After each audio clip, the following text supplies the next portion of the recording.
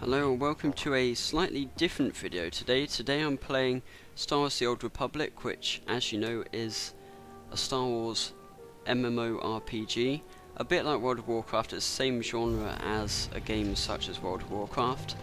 And I'm just trying to kind of diversify some of the content that I put out on the channel, because most of the time I do something like Minecraft and stuff, but I haven't done that for a while now. But I'm just trying to kind of diversify and do a few kind of different games just to diversify the channel a bit more, so there's content for everyone, I suppose. But yeah, at the end of the day, who doesn't like Minecraft, I suppose. Anyway, Star Wars: The Old Republic is actually going free to play very soon.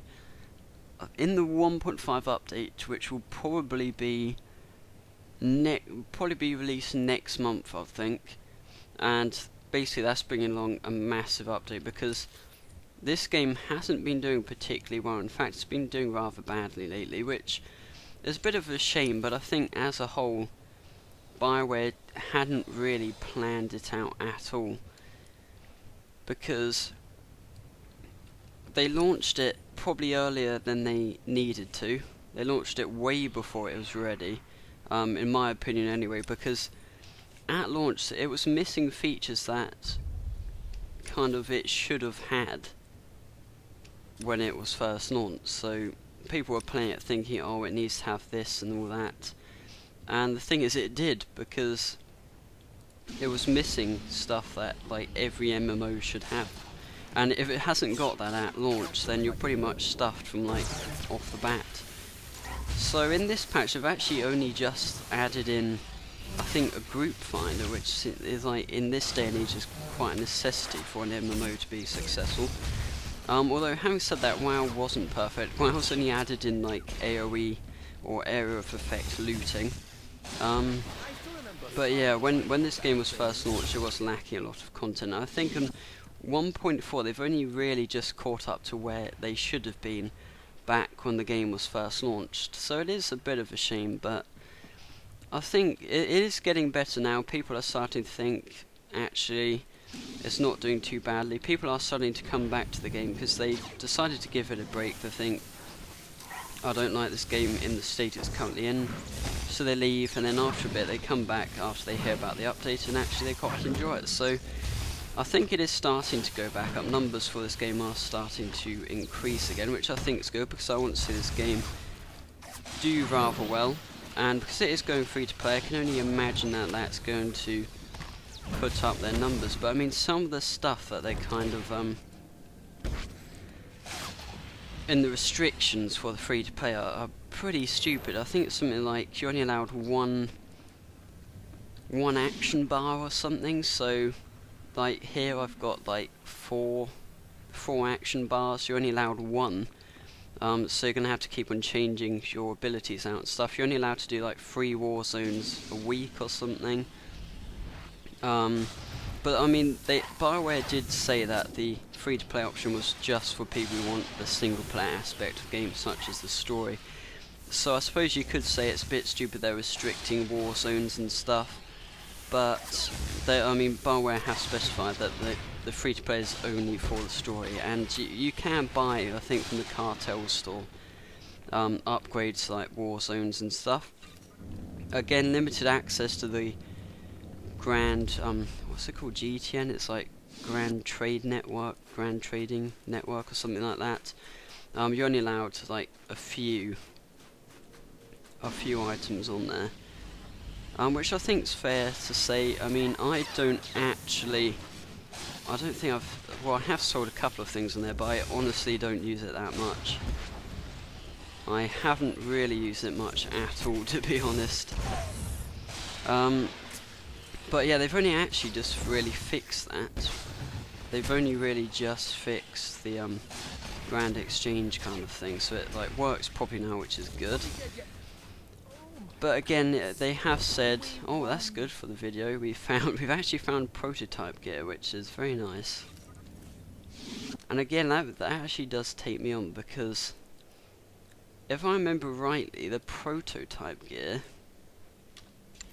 it is quite odd, but I don't think you can wear prototype gear unless you've got like a paid for account. So there is a lot of stuff that they're kind of holding back on. I'm not really sure, should I wear this, because I probably could sell that for a load, but I think I'm going to equip that probably, because they're quite nice. I'm going to equip them. So that's now bound to me, I can't sell it, but I think I've just thought, might as well.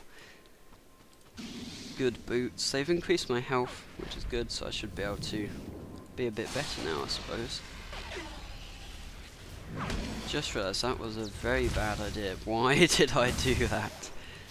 I just realised I had actually sent my companion away to sell all the junk in my inventory. Without then realising that actually I'm now on my own, which wasn't very clever at all. I mean, I should be able to kill this guy though. Just shows how rubbish you are without a companion, I suppose. Right, there we go, he's back. You know, we got a few credits. But yeah, it's going free to play, which I think is a bit of a shame, but as long as it gets more kind of members and stuff, and I mean, people have been saying, oh, what's the point of it going free to play, because people just like won't buy anything from the store or anything. But I'm thinking in many cases people will probably spend more money, the free players will probably spend more money than the people who pay a sub do. So if you think about it, I mean, someone could spend like £20 in like a few days from just buying stuff. You can quite easily just start spending, I suppose, in like the cartel store, I would imagine. So I think it will do well, but then again, I think some of the restrictions they have added are yeah, pretty stupid. Which is just unfortunate, because they've added in all sorts of restrictions. You can go to the SWTOR.com to see like the list of restrictions and stuff. Why was it pointing to that? I was just wondering if I picked up something. But yeah, I mean, I'm not convinced that some of the restrictions are really going to work that well for them. Because, in all honesty, they've taken away most of the game.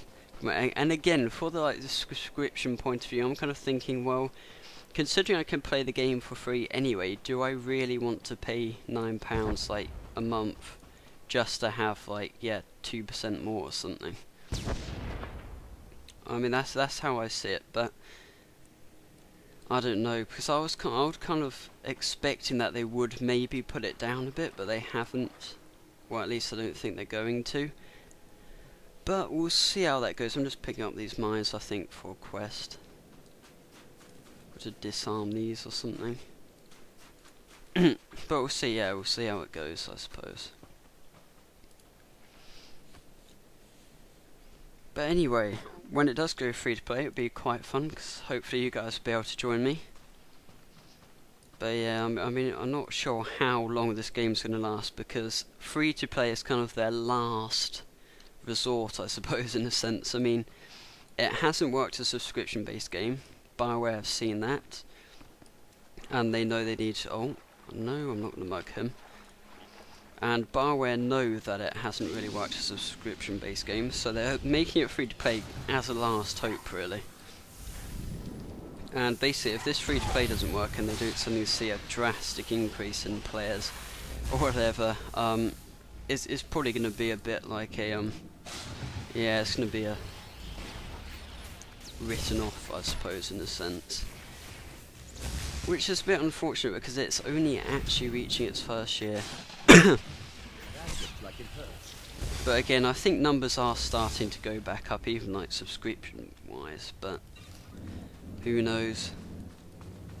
See how it goes. Anyway, thanks for watching my Star Wars: The Old Republic video today. I hope it gave you an insight into the updates coming along to the Star Wars game, and hopefully maybe some of you guys will be able to join me. So thanks for watching, guys, and remember to like and subscribe. On a side note, before I do finish, I forgot to mention this, but I did end up getting Windows 8, only on my laptop though. I didn't get it on the desktop, and it's actually surprisingly pretty good. Once you get used to the main use of it, it's pretty good. I think the only struggle I've actually had is the absence of a start button. But again, I think there is an app that actually adds the start button back in, so if it gets that desperate, I'll just download that. But yeah, it's faster, it boots up faster. I actually quite like the launch pad, especially on my, well, I call it a launch pad, it's actually Mitra, isn't it? But yeah, I quite like that. I mean, it is kind of tablet based, but it's kind of like your home screen. You're just like on your laptop, and it has all the latest news right there on your desktop. It has the temperature, like the weather, it has like latest news, it has like pops up with if you've got any more mail messages. So it basically has everything in one place, which I think is quite nice. I quite like that. And of course, you don't actually have to use it really, because you've got the desktop there. Once you know how to use the desktop and get control panel stuff, it's pretty easy. I mean, I haven't actually learned any of this, but I actually found that out from having a bit of a fiddle about with it. But anyway, thanks for watching, guys, and I'll see you next time.